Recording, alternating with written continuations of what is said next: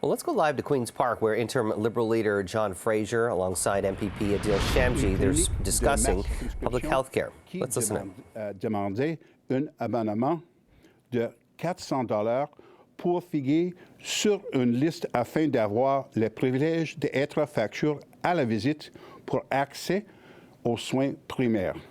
Trop d'Ontariens n'ont pas de médecins de famille. C'est 2 millions ontariennes et ontariennes. Les familles sont vulnérables. Nous croyons que payer un abonnement pour l'accès aux soins primaires est une erreur. Nous croyons que le service de soins primaires, qu'il soit fourni par une médecin ou d'une infirmière praticienne, devrait toujours être financé par l'État, les finances publiques. And I'd like to ask my colleague, Adil Shamji, to say a few more words. Thank you, John, and thank you, everyone. Good morning, bonjour, tout le monde. Allow me to set the scene for you. The weather's turning cooler. Respiratory season is about to begin, and COVID cases are already on the rise. Across our province, well over 2 million people don't have access to a family doctor. We have emergency departments closing in every corner of Ontario, in rural settings, but also in urban settings, as we saw last week in Brampton. And there's no plan to retain doctors, there's no plan to retain nurses, and instead there's only the persistent pursuit to appeal Bill 124.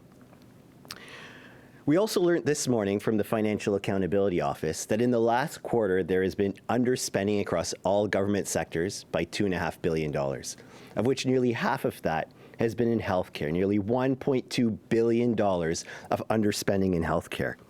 We have a public healthcare system that is starved of resources, and so it comes as no surprise that within that setting, for-profit interests are taking hold. We're seeing for-profit nursing agencies, for-profit long-term care homes that are proliferating and getting increased protections despite poorer performance. And we're now about to see poorly regulated for-profit surgical centers. And as though all of those things are not bad enough, we now have something new. A clinic in Ottawa offering for-profit, fee-for-service, nurse practitioner-led primary care services, which is charging an exploitative $400 annual subscription fee, taking advantage of people's desperation because they cannot get access to primary care. Allow me to share with you a few reasons why this practice is just so offensive. It's unethical that market economics should prevail over who gets access to primary care, and that a $400 annual subscription fee should determine who, from a waiting list of 10,000 people, get to see a nurse practitioner or a doctor. You know, it's one thing for the laws of supply and demand to determine who gets access and who can purchase a handbag. Another thing altogether for the laws of supply and demand to determine who gets access to health care. It also shouldn't matter where you get your primary care from, whether it's from a family doctor or a nurse practitioner. These are medically necessary services and deserve to be covered under OHIP. And under the current system, they are not.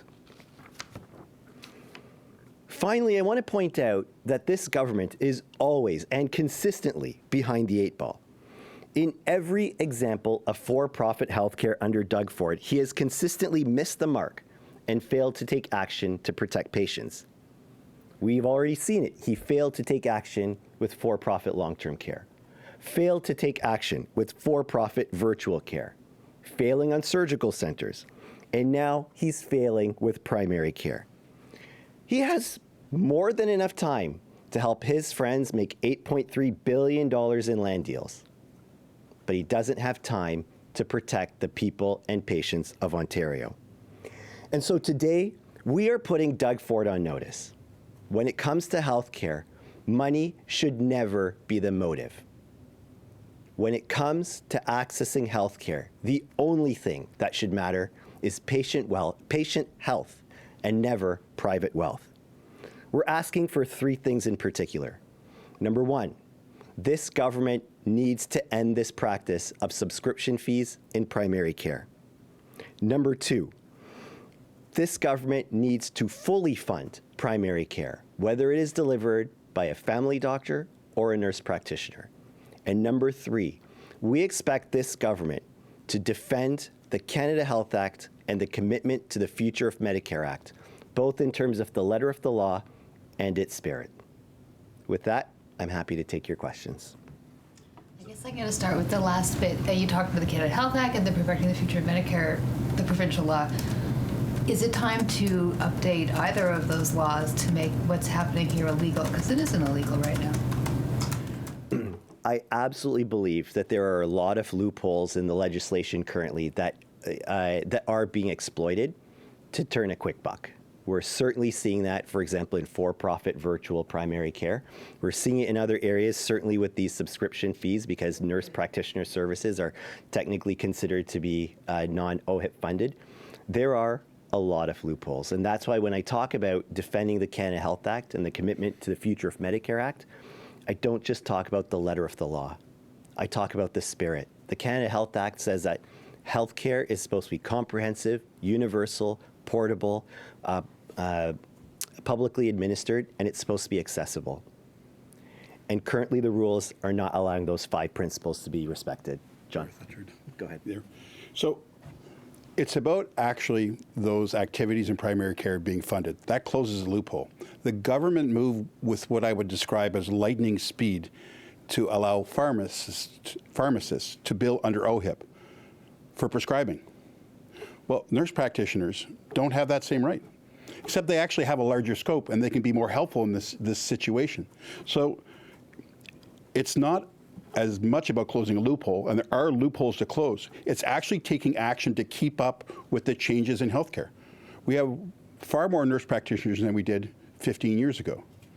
And right now, they're underutilized, vastly underutilized, because the government has not moved quickly enough for nurse practitioner-led clinics, and to make them accessible and available to Ontarians in the publicly funded healthcare system to complement the work that others are doing in that field.